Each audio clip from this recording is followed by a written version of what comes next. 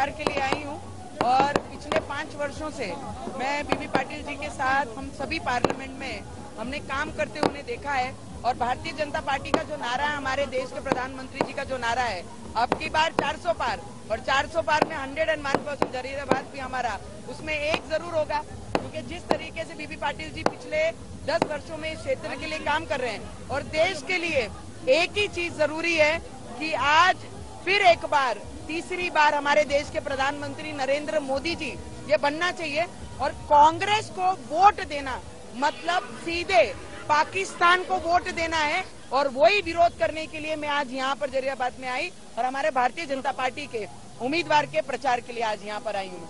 Ma'am, ये अब reservation को निकाल रहे बोल के बीजेपी बोल रहे हैं, तो उसके बारे में आज अगर लालू प्रसाद जी का आपने स्टेटमेंट सुना होगा कि हम आने वाले समय में जो मुस्लिम कम्युनिटी के जो लोग हैं उन्हें आरक्षण देंगे, वो रिजर्वेशन निकालने की बात कर रहे हैं लालू प्रसाद यादव जी।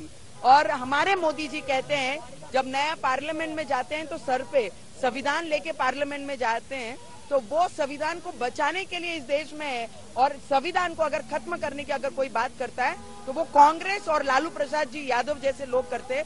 क्योंकि SC ST का सम्मान करने के लिए हमारे देश के प्रधानमंत्री ने किसी को बताने की जरूरत नहीं, देश की प्रेसिडेंट आज जो राष्ट्रपति बनाई है वो ट्राइबल क्षेत्र से बिलोंग करने वाली, ट्राइबल आदिवासी परिवार से बिलोंग करने वाली हमारी प्रेसिडेंट है। तो मुझे लगता है उन्होंने सम्मान बढ़ाया है SC और ST का, और इस देश के सम्मान बढ़ाने के लिए जो काम कर रहे हैं वो देश के प्रधानमंत्री कर रहे हैं। और संविधान खत्म करने का काम अगर कोई कर रहा है तो कांग्रेस और लालू प्रसाद यादव जैसे लोग इस देश में संविधान और SC ST का आरक्षण खत्म करने की बातें कर रहे हैं। और कांग्रेस में बोल रहे हैं कि हिंदू गॉड्स को they are using as the voter bank.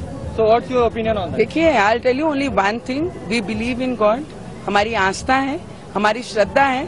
तो कांग्रेस पार्टी को कभी भी भगवानों के प्रति श्रद्धा नहीं रही है, तो उन्हें ये नहीं पता है कि भगवान के प्रति श्रद्धा रखने वाले लोग कैसे होते हैं। उनको ये लगता है कि नाम लेना और श्रद्धा रखना ये राजनीति है। तो इनके विचारों में हमने पिछले 75 वर्षों में देखा, जिस राम भगवान को हम पूरे देश के लोग मानते हैं, पूरे विश्व के लोग मानते हैं, उसी मंदिर का विरोध इन्होंने सुप्रीम कोर्ट में 27 वकील लगा के किए। तो मुझे लगता है यहाँ से स्पष्ट होता है हम तो भगवानों में श्रद्धा रखने वाले लोग हैं। अगर उनको राजनीति करनी है इससे लेकर तो वो राजनीति कर सकते हैं। मैम, और कांग्रेस बोल रहे हैं कि मोदी का 400 बार will be an unsuccessful dream.